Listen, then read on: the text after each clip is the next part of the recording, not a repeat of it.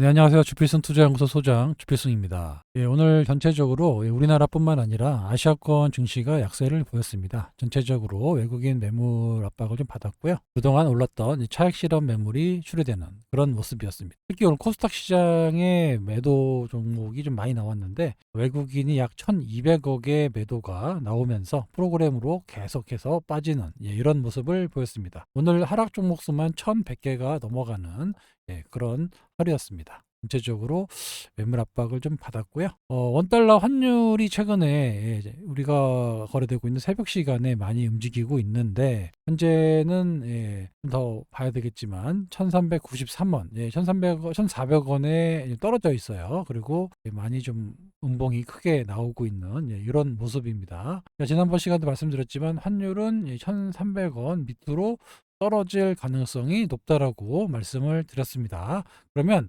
외국인들 입장에서는 환율이 떨어진다. 그러면 당연히 원화를 갖고 있으면 원화가 강세니까 달러를 원화로 바꿔놓으면 틀림없이 환차 이익이 납니다. 그래서 많은 외국인들이 우리나라 시장에 주식을 또는 국채를 매입한다라고 볼 수가 있는데요. 최근에 국채 선물을 팔아치우고 있어요. 그만큼 국채도 이제 팔고 주식으로 사겠다는 얘기입니다. 그래서 위험 자산이 선호한다. 결국에 외국인이 주식을 산다. 이렇게 생각하시면 될 것 같습니다. 그래서 한국의 금융자산을 매수하기에는 좀 우호적이나 최근에는 국채보다 주식을 좀 더 선호하는 현상이 나타나고 있다. 주식은 아무래도 위험자산이니까 위험자산 선호가 증가되고 있다. 그러니까 우리나라 시장의 주식을 산다라는 겁니다. 그래서 앞으로 시장은 외국인들이 좀 더 적극적인 매수가 나오면서 올라갈 가능성이 높다. 이렇게까지 말씀을 드렸어요.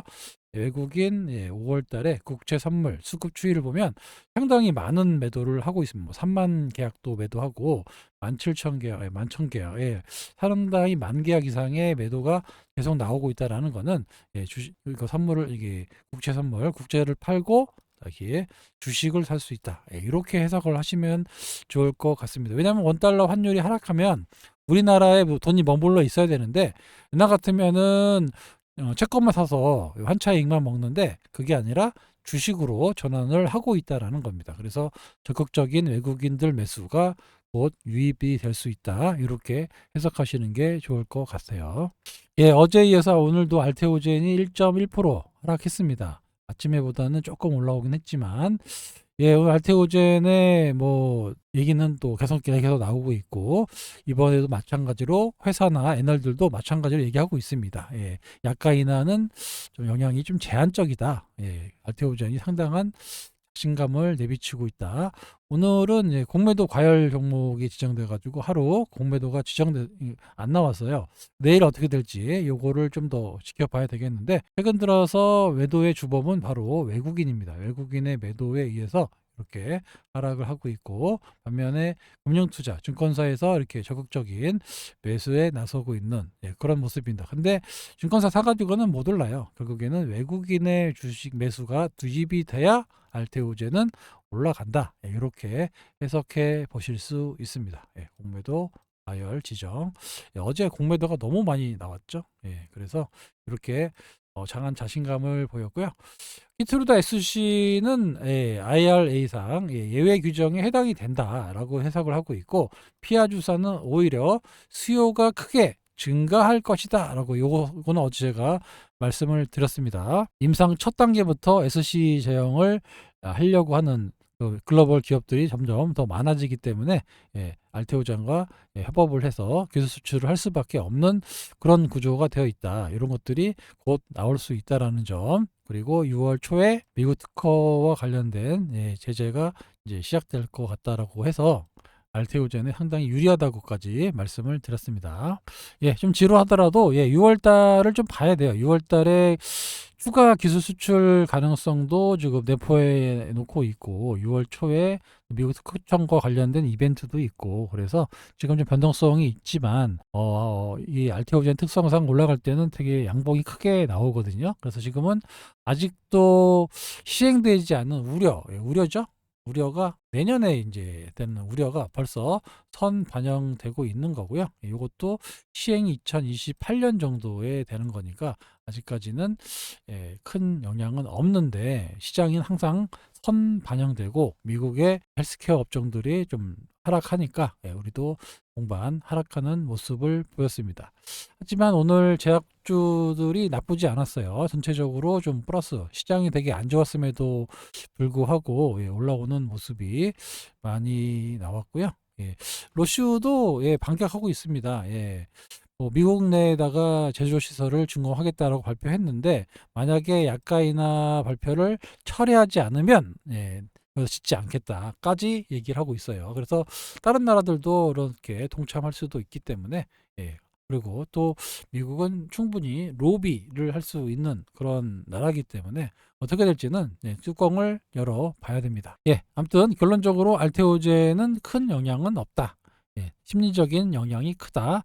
공매도의 영향도 크다. 이런 정도로 해석하시면 될 것 같습니다. 오늘은 제가 계속해서 펩토론을 놓쳤다면, 제가 저번에도 알테오젠을 놓쳤다면 하고 펩토론을 말씀을 드렸고, 이번에 펩토론을 놓쳤다면 이 주식을 말씀을 드리고 있고, 실제로 소통방, 집중방에서 매집을 하고 있는 종목은 바로 메지온입니다. 일부러 오픈을 좀 하려고 말씀을 드리고 있는 거예요. 그래서 오늘 다시 눌렸다가 장대 양봉이 나오면서 좀 추세적인 전환이 나왔는데, 오늘 기관들하고 외국인들의 매수가 꾸준히 좀 들어오고 있는 그런 모습이 나타나고 있습니다. 메지오는 상당히 좀 괜찮아요. 좀 뭐라 그럴까요? 거의 독점적인 기술을 가지고 있는 그런 폰탄 치료제.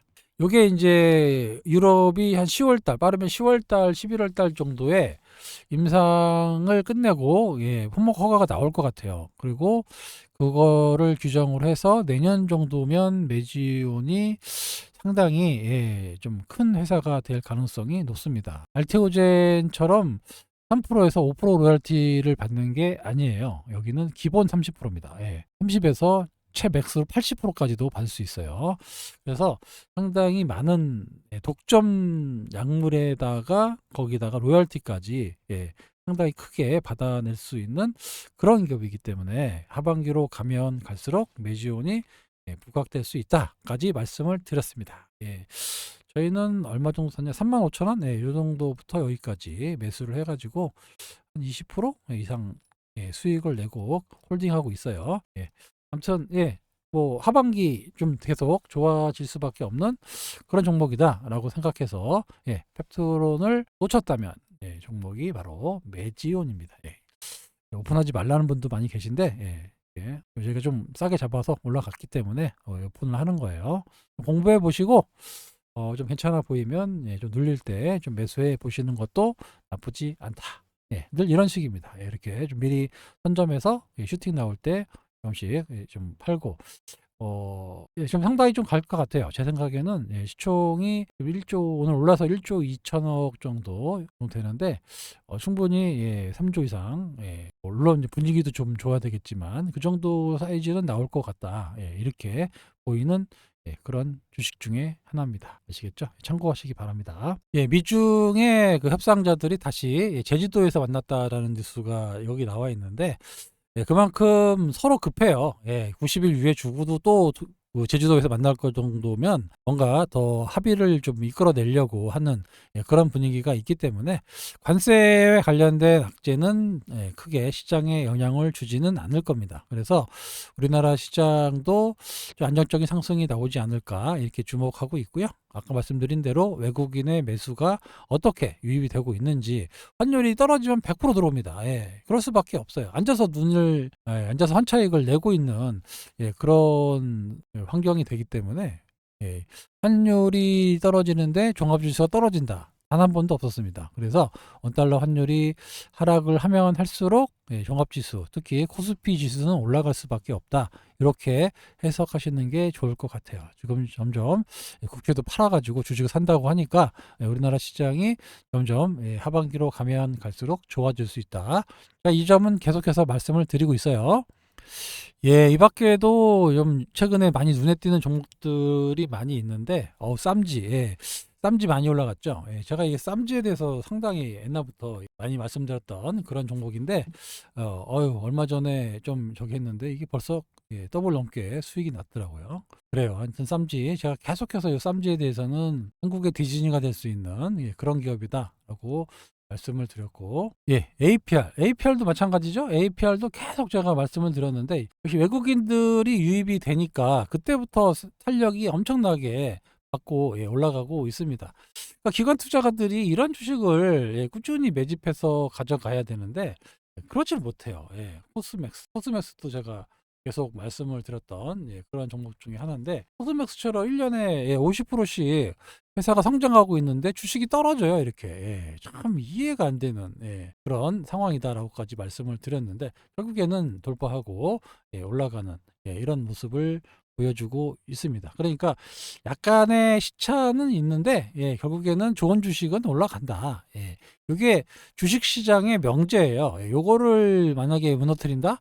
실적이 좋아지고 있는데 주식이 떨어진다. 이런 경우는 없습니다. 그런데 이 코스맥스가 약간 그런 케이스였어요. 수급으로 눌려가지고 많이 빠진 케이스였는데 그 자리를 찾아가는 그런 모습이 나타나고 있습니다. 그러니까 이런 종목들이 제가 봤을 때는 많아요. 많은데 시장에 유동성이 없기 때문에 못 올라간다. 제가 계속 말씀드리고 있어요. 회사는 좋은데 시장에 유동성이 없어가지고 못 가는 주식이 되게 많습니다. 그런 종목들이 앞으로 계속 나오지 않을까. 그걸 외국인이 산단 말이에요. 개인들, 우리 기관들은 단타 치니까 못 사는데 외국인들이 사면 언제든지 이렇게 장대 양봉이 나오면서 크게 올라가는 장세가 나올 텐데 그게 앞으로 좀 많이 나올 것 같습니다. 그런 종목들이. 그래서 여러분들이 하는 순간에 순식간에 올라가는 이런 장세가 생각보다 좀 많이 나올 거니까 이에 대한 대비가 좀 필요하고요. 그리고 그런 것들 좀 공부 좀 하면 얼마나 싼 주식에 거래되고 있는 건지, 상가격에 거래되고 있는 건지를 알 수가 있습니다. 그런 종목들을 좀 찾아서 좀 매매하시면, 그리고 아니면 완전히 소외되어 있는 것들, 소외되어 있는 종목들, 그런 것들이 올라가는 시절이 올 거예요. 그래서 외국인이 지금 돌아오고 있다. 국채를 팔아서 주식으로 전환하고 있고, 다시 한번 말씀드리지만 원달러 환율이 하락하고 있다. 그래서 원달러 환율은 1,300원대 밑으로 떨어지는 환경이 놓여져 있다라는 겁니다. 길게 보시면 1,300원이 아니라 더 밑으로도 떨어질 수 있는 이런 환경이 좀 도래하고 있어요. 그러면 외국인들의 매수세가 살아나면서 우리나라 종합지수가 상당히 좀 좋아진다. 그러면서 외국인의 그 적극적인 매수에 따라서 시장에 좀 안 움직였던 종목 아니면 올랐던 종목이 더 오버슈팅하는 이런 장세가 나타날 것으로 보입니다. 하반기에도 시장은 나쁘지 않으니까 계속해서 뭐 변동성은 나올 수 있어요. 외부 악재로 뭐 RTO 좀 빠지고 뭐 이런 건 나타날 수 있는데, 그렇다고 해서 그 회사가 어떻게 잘못되거나 그러지는 않습니다. 제 생각에는 이렇게 올라가는 종목들이 많이 나올 것 같아요. 이거 D&D 파마텍도 이거 나쁘지 않습니다. 지금도 많이 올랐지만 시가총액이 1조가 안 돼요. 9,800억인데 최소 2조 원대의 이상의 가치를 가지고 있는 그런 기업입니다. 이런 것도 눌리면 사면 됩니다. 그래서 이런 것도 좀 보이고, 조선업종도 몇 개가 좀 있는데 그런 것도 좀 괜찮고 해서 돌아가면서 많은 종목들이 나타날 것 같으니까요. 저는 개인적으로 6월 달에 좀 이벤트성 상승이 제약바이오 섹터에 좀 나타난다라고 하면 어느 정도 뭐 분할 매도 해가지고 좀 저평가되어 있거나 아니면 다른 쪽으로 좀 슈팅이 나올 종목들, 그런 종목으로 좀 교체를 할 계획입니다. 슈팅을 확인하고 교체 매매 이렇게 하려고 준비하고 있어요. 아시겠죠? 소통방에 계신 분들 제가 오늘 이렇게 브리핑을 드렸는데, 아무튼 좀 지루하시더라도 좀 지켜보시고, 특별히 악재가 없습니다. 악재가 없어가지고 슈팅이 나올 수 있으니까 6월 달을 좀 확인하고, 그리고 일부 종목들 또 새롭게 들어가는 거를 말씀을 다시 드리도록 하겠습니다. 아시겠죠?